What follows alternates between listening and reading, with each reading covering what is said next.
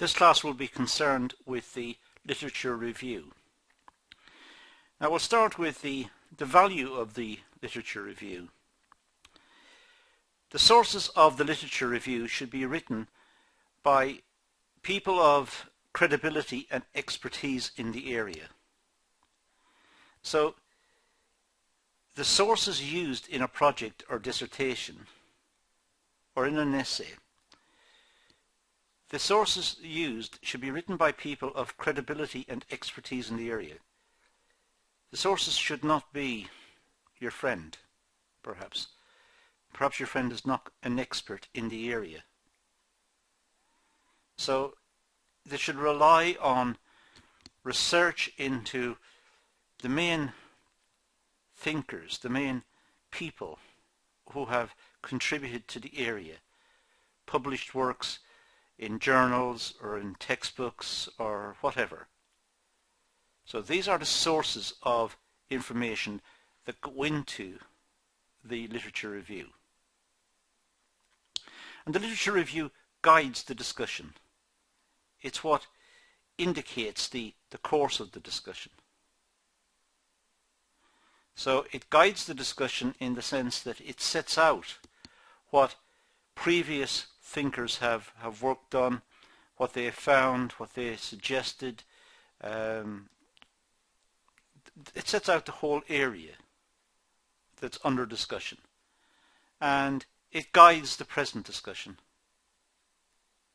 It sets the scene for the present discussion, and it helps to derive the hypothesis. The hypothesis is a testable statement. It's what the project or the essay or the dissertation or the thesis is going to do. It's going to test a hypothesis. It's going to test the statement. And the statement, by and large, may be based on some element of the literature review, some theory within the literature review. So it helps to derive the hypothesis. And it shows the knowledge in the area. It shows what's been done in the past, what the main findings of past research has been, who are the main contributors to the research, the way the whole area has developed.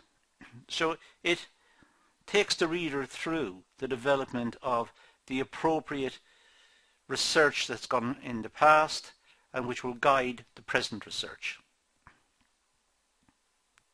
So it shows research and reading. It shows what has happened in the past. Now maybe web sources. The quality of sources should be checked carefully if it is a web source.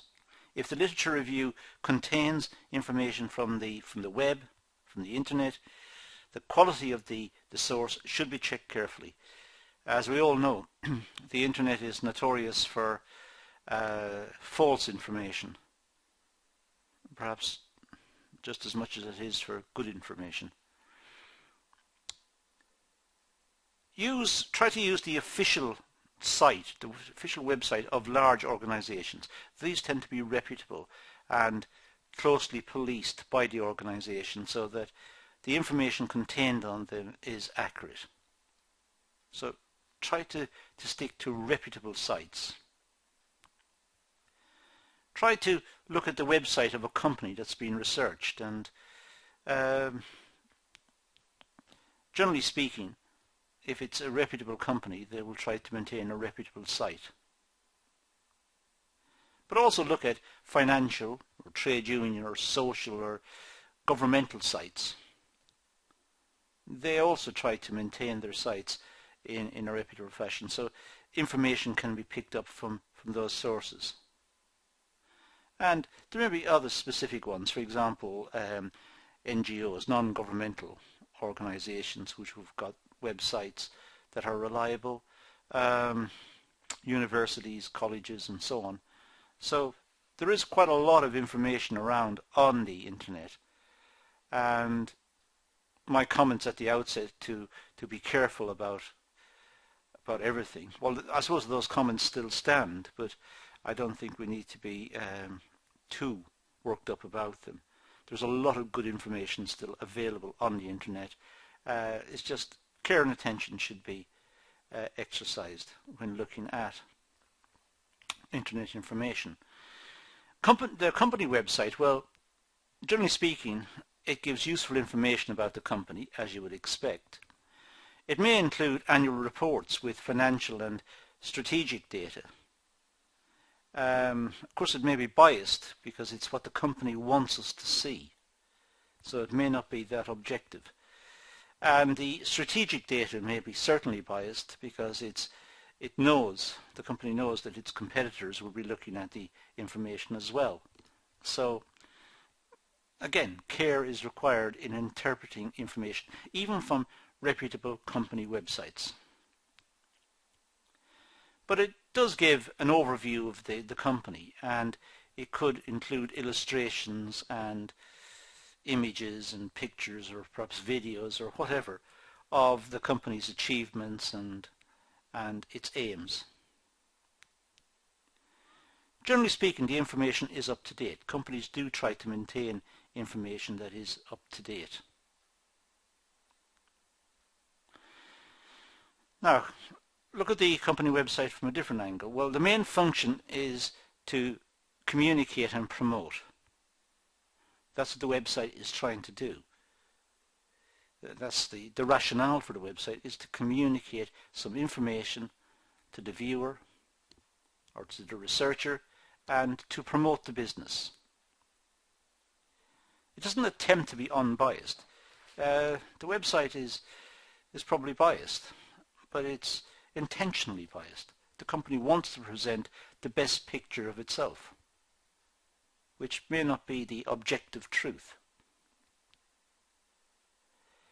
It offers the best possible gloss on performance, etc. It tries to explain away anything that was adverse, and it tries to promote anything that was positive in its achievements over the previous, say, accounting period.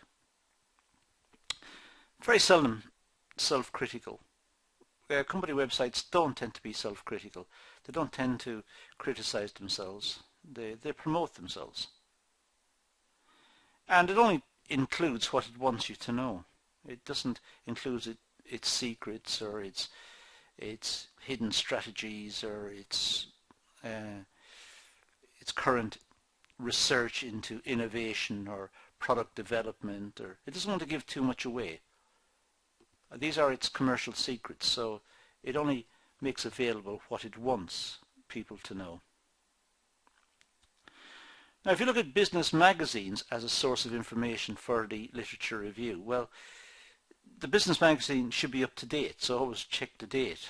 Make sure it's not an edition from 10 years ago. Try to keep the information as contemporary as possible, as near to the present date as possible. But many have good quality interviews and articles, so business magazines are good sources of information for the literature review, and maybe sourced, and it's legitimate to put the business magazine into the bibliography, reference it in the bibliography, and reference it in the article using the Harvard system. It may offer a good summary of key issues. There are lots of good articles in business magazines, so it's important to look at them as an important source of information. But as I said, try to use recent magazines as opposed to very old ones. Now, you can also look at the business magazine because it may have political or market bias. So care and attention must be paid as well, that the information in the magazine is being politically slanted towards some political party who's pro the particular product of the business or against the product of the business. It may include some sort of market bias. And also the article could be sensationalist. It could be written trying to be exciting and perhaps as a consequence not telling the complete truth or giving the complete picture. It's trying to be sensationalist because it wants to interest the reader and get more sales. So care has to be exercised in that case also. It's likely to use conventional models uncritically, and that's a danger.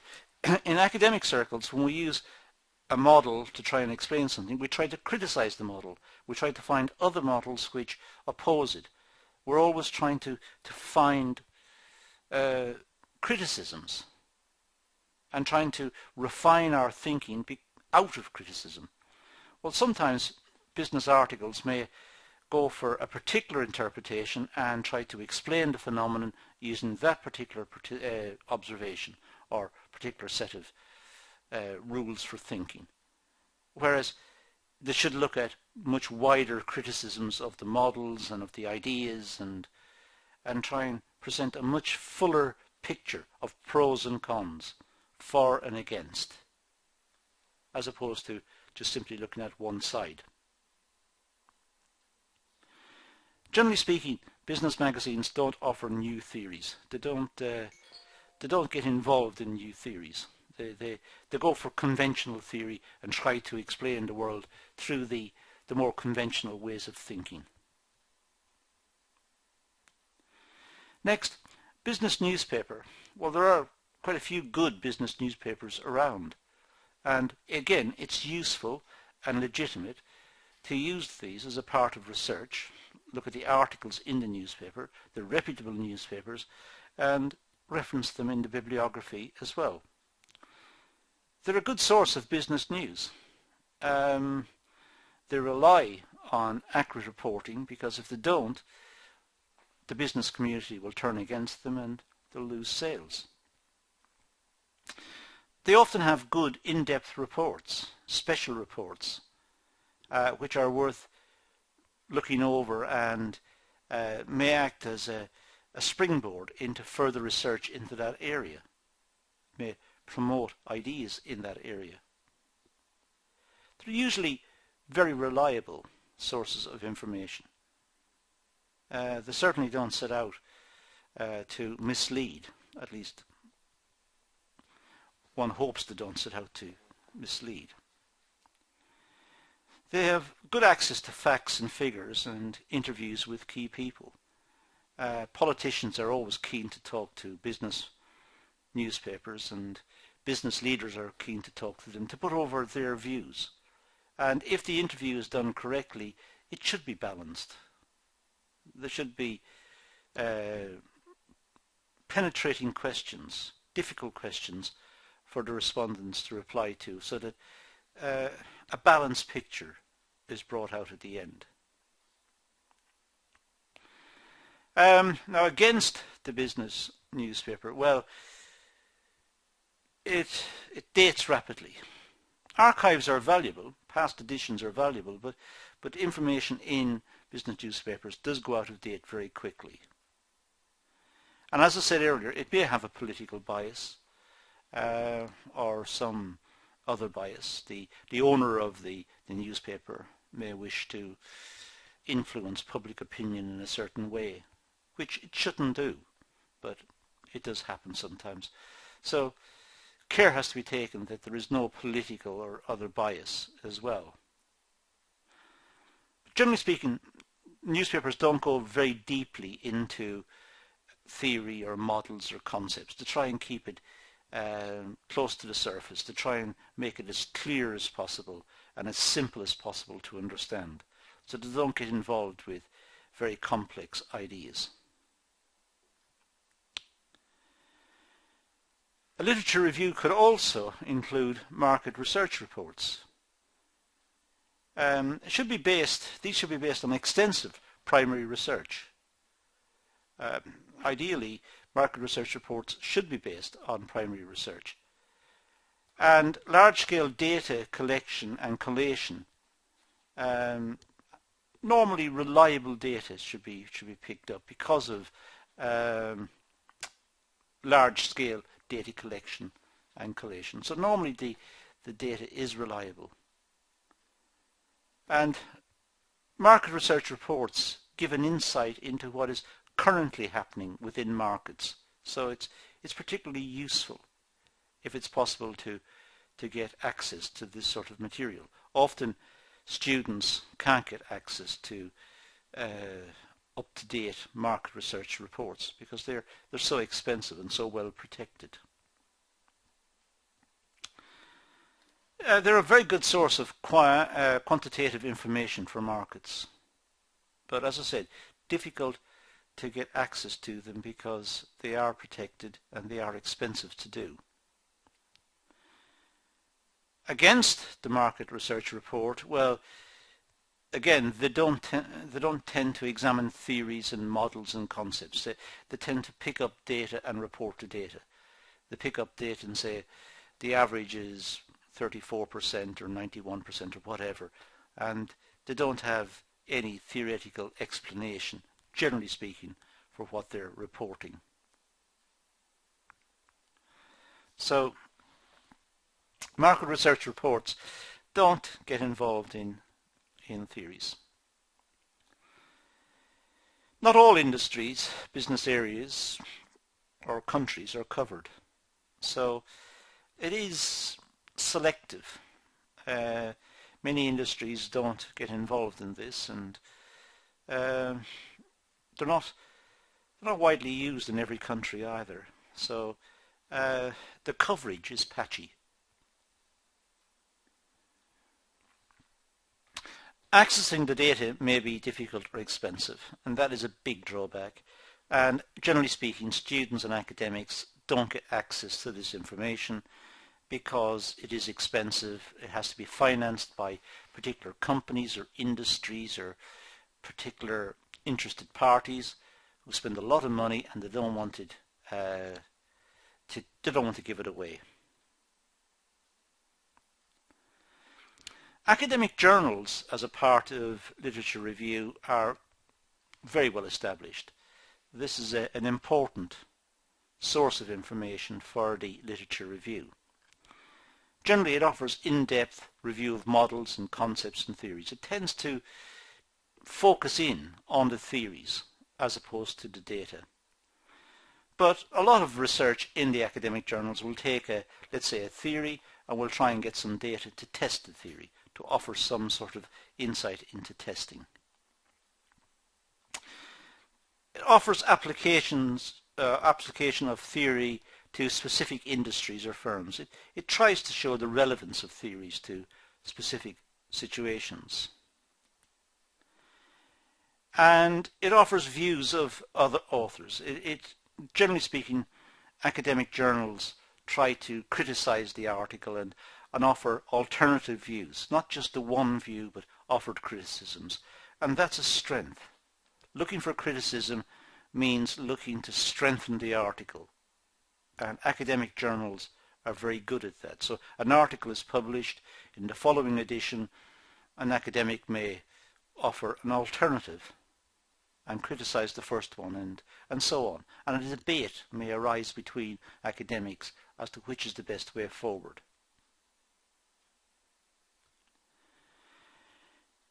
Academic journals offer references to other works, enabling follow-up. It's a good way for students to extend their reading. They read the article and then they look at the references at the bottom of the article, which leads into a wider literature which widens out again. So it's a good source of information. It shows the pedigree of the article, what articles went before it, and enables the students to chase sources of information and different writers in the area. And usually this type of work is what's known as peer-reviewed. In other words, other academics read the article before it's published, and it's criticized before it's published, so that it's made stronger before it's published. And that's a good strength of the academic approach to publishing. Now, against the academic journal approach, well, journals can vary greatly in scholarship, focus and quality. There's not just one academic journal. There are many academic journals. Some of them are very strong and some are not so strong. So it depends on the journal that has been consulted. They're all not the same. And articles may be biased or poorly argued. Rarely contains useful overview of industry or the sector. Very seldom contains a lot of applied information. Generally speaking, they don't contain a lot of useful industry or sector information, mostly based on theory. And they have limited market data. That's a major drawback. It's mostly theory, as I said. It's also the case that primary research may be limited or unrepresentative in academic journals. Academic journals tend to publish articles written by academics at universities and colleges, and it's normally the case that they don't have access to a great deal of primary research or the funds for primary research.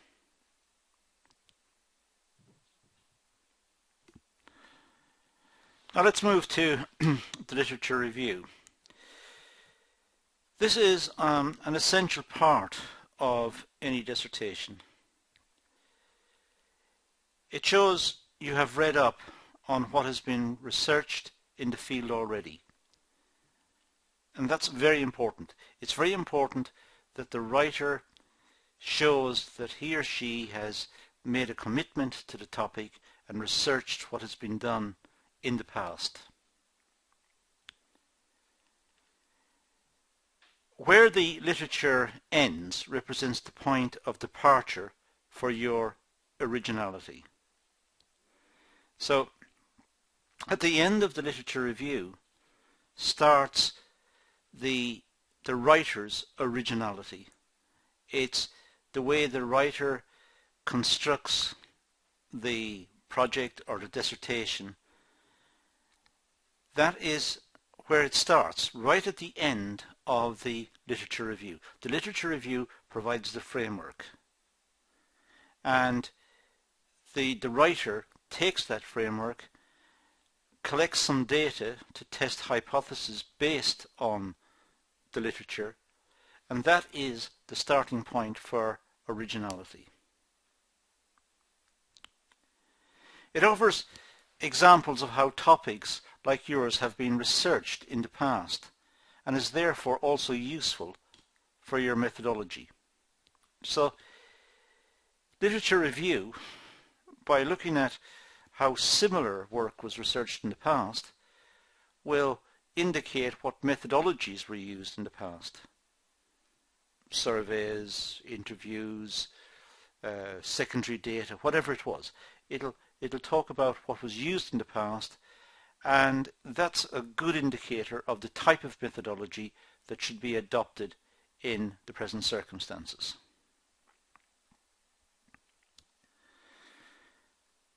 Now, the first thing about a good literature review is it should be comprehensive. It should include all work relevant to the topic. So a good literature review should be comprehensive. It should be critical also. It looks at the strengths of the arguments, the validity of the research methods, all the sides of the argument relevant to your topic. So a good literature review should be critical. It should be critical of the literature that's gone before it and present the for and against each point that was discussed in the past, in literature in the past. It should be chronological, showing how research in the topic has developed over a period of time. It should show the chronology, showing where was the seminal article, where was the first article that relates to the topic, and then the subsequent articles over time, right up to the present. And fourthly, it should be conclusive. Clear conclusions about the topic area and the gaps in the literature should be indicated. Coming to conclusions about how the literature affects your choice of topic and objectives and informs you informs your choice of research method. So the literature review should influence the current research. It should guide the current research. And it should indicate good practice based on what's happened in the past. So a good literature review should be comprehensive, include all of the relevant material, it should be critical, it should present different points of view related to the past research. It should be critical, in other words, in order to make the arguments stronger. It should show the chronology, show when the seminal article, when the first article was published, right through to the present time. And it should be conclusive. It should show the outcomes of the past research and show where there were gaps in the past research.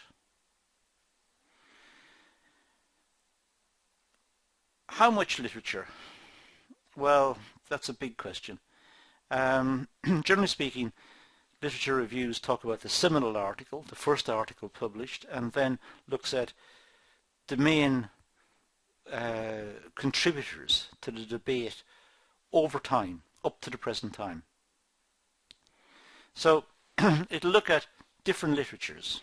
Here we've got overlapping Venn diagrams. We have a literature based on one particular topic, which has got elements that can overlap with a second literature, which could overlap with a third literature. And the research area is the one that goes in between.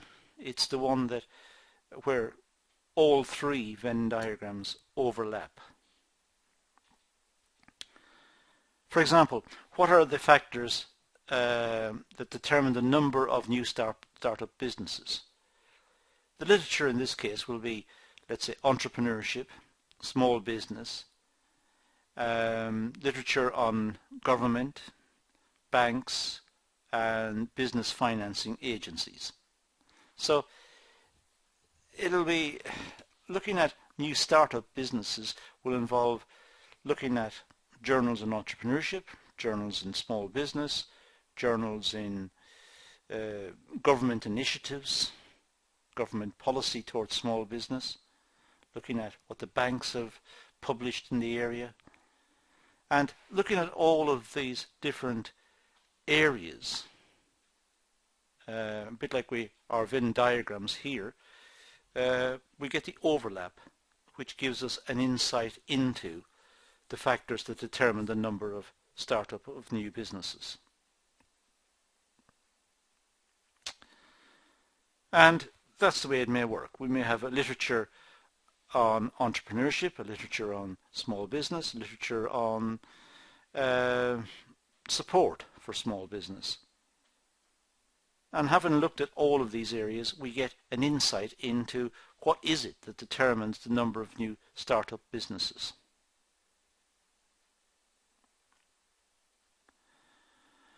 Now let's look at one possible process. Take a mind map, a concept map of the topic area. A mind map is just simply joining up ideas. Imagine a blank sheet of paper, write down ideas, put a little circle around them and try to join them up to see what links to what. So when doing a literature review, let's say on the example we just had, we might have entrepreneurship, that's one. Sources of help for small businesses, that might be a second. Now how is that linked to entrepreneurship? Is it linked? Should there be a line joining those two together? Look at the sources of finance for small business from the banking sector. Now how does that join to entrepreneurship? Does it join? So mind map is simply joining up ideas together. And having got a mind map, having got various ideas to see if they're linked or related, do a search of the literature for articles in each area. And that will be the start of the literature review. Having found the articles, having found the various points, then collate them, put them together, and draw conclusions from each area. Look at each area and try and draw some conclusions. And then look at all of the conclusions from each of the areas and try to draw a final conclusion. And in that way you have started the review of the literature. You've looked at mind maps, you've looked at concepts, you've looked at the idea that that you feel needs to be researched. And each concept or each area which you've circled on a blank sheet of paper, just written it down on a blank sheet of paper and then circled it, you've now researched each of those areas. Now you've looked at the conclusions in each of those separate areas. Now you can draw an overall conclusion.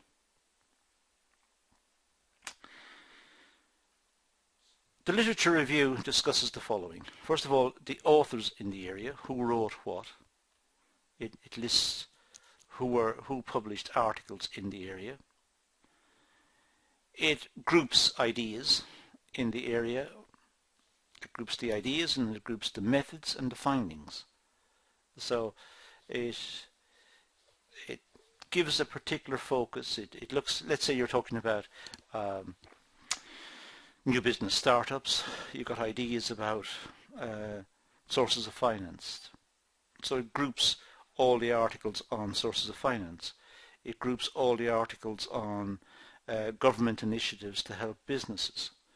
It groups articles on entrepreneurship. So different groupings come about and they're joined up.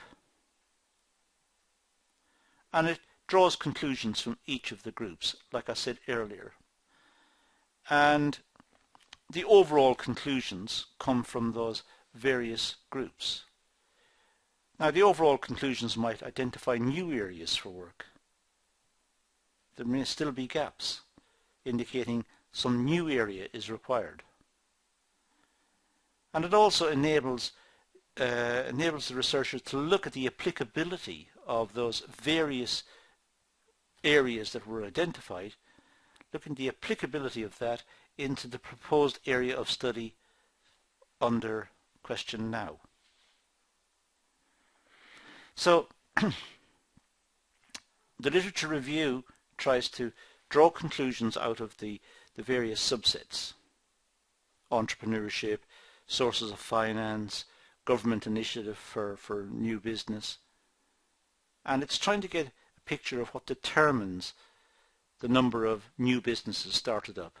So it looks at the conclusions from each of those areas and then tries to aggregate them and see what's the overall picture. There may be gaps, as I said, so some new insight is required.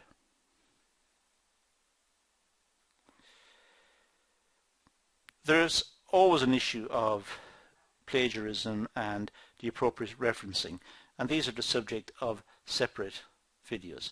There are separate videos and classes on plagiarism and particularly on the Harvard system of referencing, which should be used throughout. So that concludes this discussion of the literature review and the type of material that could be used in a business literature review, and a type of literature that may be consulted but may have some drawbacks and may be consulted and then rejected. It depends critically on the topic that's been proposed as to what sources of information are most appropriate. But that's all we're going to do in this session, so I'm going to leave it at that and say thank you for watching.